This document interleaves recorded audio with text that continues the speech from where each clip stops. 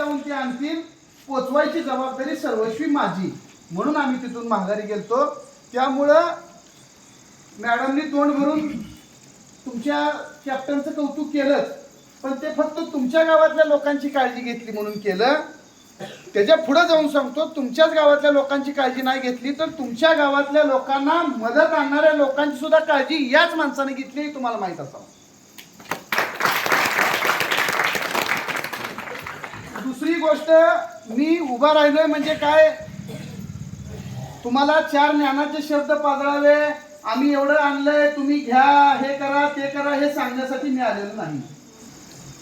मी या नांदगाव गावामध्ये आलोय कारण या नांदगाव गावामध्ये आता मगाशी सगळी तुमच्या गावातली मंडळी सांगत होती की नांदगावच्या गावाच्या शिवारामध्ये कुठेही खोदलं आणि कुठेही बोर पाडला आणि हिर पाडला तर खरं पाणी लागतंय.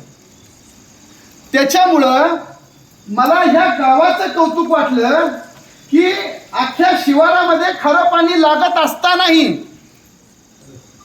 टाचाला भेगा पडेपर्यंत या गावातल्या लोकांनी कष्ट करून या सीनामाईच्या जीवावर, या सीनामाईच्या आधारानं या गावातली शेतं स्वतःच्या लेकराप्रमाणे आजपर्यंत नांगरून कुळवून पाळी घालून सरी सोडून बागायत केली.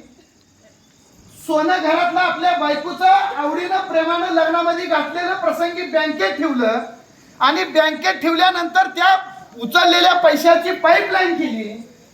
प्रसंगी आपल्या लेकरा बाळाच्या तोंडचा घास काढून घेतला, परंतु उसाची टिपरी रानात बुडवली आणि असं स्वतःच्या हाताच्या फोडाप्रमाणे जसं तुम्ही लेकराला जपता तशी ही पिकं वाढवली, जपली, मोठी केली.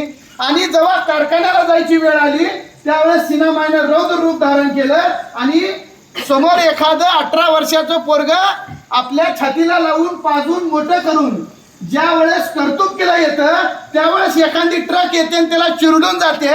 तुमच्या लेकराच्या अंगाच्या चिंध्या तुमच्या डोळ्यासमोर होतात.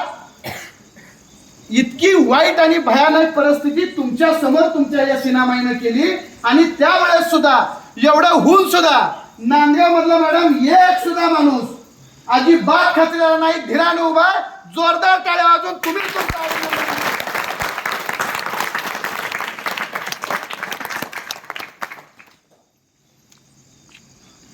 शेतकऱ्याची आजपर्यंत जात ही कष्टाळू आणि नवनिर्माण करणारी जात म्हणून ओळखली जाते.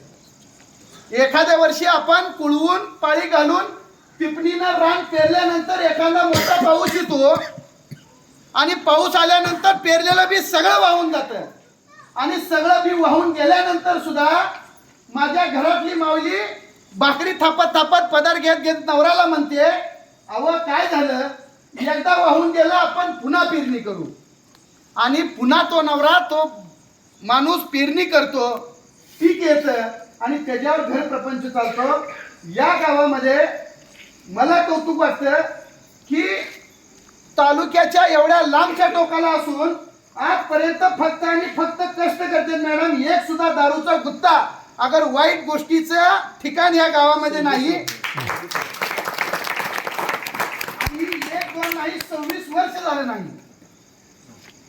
ही अत्यंत कौतुकास्पद गोष्ट आहे. आणि त्याच्या सरपंचाच्या पुढे जाऊन सांगतो, सरपंचाचं तर यामध्ये 100% अतिशय ताकदीचं योगदान आहे. पण अशा गोष्टीमध्ये सरपंच सुद्धा एकटे काय करू शकत नाहीत. तुम्ही गाव म्हणून सगळ्या माता मावल्या म्हणून या तुमच्या लेकराच्या तुमच्या भावाच्या मागे उभा राहिला ही अत्यंत कौतुकास्पद आहे. त्यामुळे तुमचं अभिनंदन सुद्धा करणं अत्यंत गरजेचं आहे. एक लक्षात घ्या, कष्ट काय आपल्याला नवीन नाही, अपयश काय आपल्याला नवीन नाही आणि लढणं आपल्याला नवीन नाही. लढत लढतच आपण इथपर्यंत आलोय. गावात खारं पाणी लागायला लागलं तर बाहेरनं पाईपलाईन आणल्यात. मला सांगितलं कातेवाडीला विहीर, स्वतः तुमच्या ग्रामपंचायत सुद्धा कातेवाडीच्या शिवारात विहीर खांदून तुम्हाला पाणी आणलं.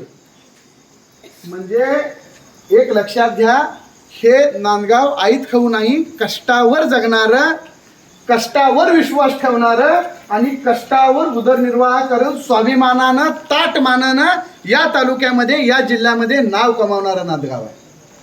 त्याच्यामुळं हीच नांदगावची ओळख इथून पुढे ही तशीच कायम राहणं गरजेचं आहे. गावातले पंचनामे अतिशय चांगल्या पद्धतीने काल तुम्ही परवा दिवशी तुम्ही बोललेत, माझ्या समोरच सरपंच तहसीलदार साहेबांना आणि प्रांत साहेबांना बोललेत. एक लक्षात घ्या, आता ह्या क्षणाला तुमच्या गावातले तोपर्यंत मतभेद नाहीतच असं माझं मत आहे, पण जर काय असतील तरी सुद्धा ते थोडे दिवस बाजूला ठेवा. ज्या गावात मतभेद आहेत त्या गावाचं सरसकट नुकसान होतंय बरं का, सरसकट. एका जरी माणसाच्या विरोधात तक्रार दिली तरी त्या गावाच्या सगळ्या याद्या 10 वेळा चेक होतात आणि 10 वेळा चेक झाल्यानंतर त्यामध्ये गावाचं आणि गावातल्या प्रत्येक माणसाचं 100% नुकसान होतंय. मी वकील माणूस आहे म्हणून सांगतोय, विश्वासानं ऐका. त्याच्यामुळं ही कठीण काळ आहे. या कठीण काळामध्ये तुम्ही ताकदीनं एकामेकासोबत उभं राहणं गरजेचं आहे. तुम्ही समंजसपणानं एकामेकांसोबत उभं राहणं गरजेचं आहे आणि तुम्ही विश्वासानं एकामेकाच्या सोबत राहणं गरजेचं आहे. मी सचिनरावांना आल्याच म्हणलंय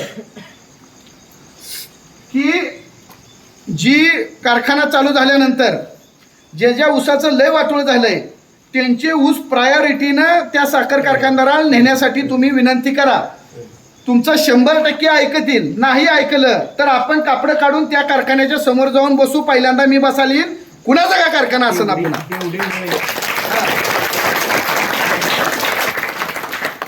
दुसरी अत्यंत महत्वाची गोष्ट, सगळा ऊस कारखान्याला घालू नका. सगळा ऊस कारखान्याला घालू नका. प्रत्येकाच्या शिवाराचे 4-8 ताटं ठेवा. पुन्हा जर इथनं पुढे 1 वर्षभर कोणत्याही बँकेचा माणूस जर कर्जाची वसुली करायला आला तर आपल्या रानात ऊसाची ताटं असावी, त्यांना सोलून खाऊ घालायला. तुम्ही म्हणसाल दुसऱ्या कशाला.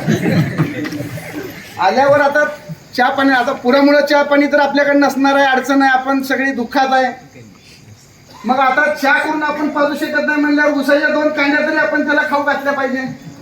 त्याच्यामुळं प्रत्येक शिवारात सरपंच 2-4, 4-8 ऊसाची टिपरी राहिली पाहिजे. ऊसाची टिपरी जर ठेवून तर तेवढं नुकसान होईल. मग बांबूच्या काट्यात आणून ठेवतो. नाही, खाऊ घालायला हो.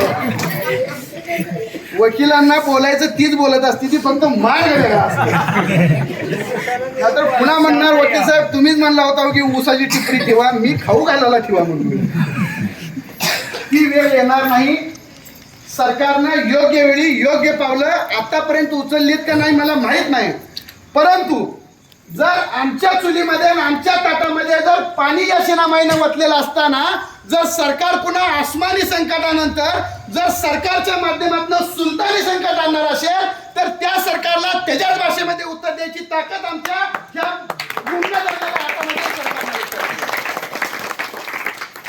आमचा हात काय बदाम पिस्ता खाऊन मऊ झालेला नाही, तर रुमणं धरून घट झालेला आहे. त्याच्यामुळं हा विषय वेगळा. सरकारनं असहकार्य केलं तरची ही भाषा आहे, पण सरकारनं सहकार्य करावं, करेल असं मला वाटतंय. पण नाही केलं तर आपल्याला तयार राहावं लागेल. त्याच्यामुळं शेवटी जाता जाता फक्त तुमचा लहान भाऊ म्हणून, तुमचा लेक म्हणून, तुमचा लहान मोठा भाऊ म्हणून एकच विनंती करण्यासाठी खास आलो. खचायचं नाही, हरायचं नाही आणि घरात बसायचं नाही. पुन्हा तेवढ्या ताकदीनं, तेवढ्या जोशानं, त्याच प्रेरणेनं आणि ज्या छत्रपती शिवाजी महाराजांचं आणि ज्या छत्रपती संभाजी महाराजांचं रक्त तुमच्या माझ्या नसामध्ये भिनभिनतंय, त्यांची प्रेरणा घेऊन पुन्हा लढण्यासाठी उभं राहायचं. आपण 100% पुन्हा एकदा विजयी होऊ हा आपल्याला विश्वास देतो. आणि दुसरी सगळ्यात महत्वाची शेवटची गोष्ट सांगतो की या गावामध्ये माझ्या गावकऱ्यांसाठी सगळ्या काही ना काही वस्तू आल्या होत्या, पण ज्या मायमाऊलीनं चुली पुढे बसून आजपर्यंत ह्या सगळ्या गावाचा शिवाराचा विकास करण्यासाठी जी प्रेरणा तुमच्या घरातल्या भावाला, नवऱ्याला, सासऱ्याला, आज्याला, लेकाला दिली आहे, त्या माझ्या मायमाऊल्यांचा सत्कार होणं गरजेचं होतं. या सवासनीची ओटी जर भरली नसती तर आमच्यासारख्या करंट्या भावाचा आणि मॅडमचा काही उपयोग राहिला नसता. म्हणून कर्तव्य पार पाडण्याची आणि ही आजची मदत अजिबात नाही तर हे कर्तव्य आहे. राखी पौर्णिमा जरी होऊन गेलेली असली तरी उशिरा का होईना सुचलेल्या भावाचं ही शानपण आहे, या बहिणीचं सुचलेलं शानपण आहे आणि त्या सुचलेल्या शानपणातनं कर्तव्य म्हणून या ठिकाणी आलोय ती तुम्ही प्रेमाने स्वीकाराल अशी अपेक्षा व्यक्त करतो. थांबतो.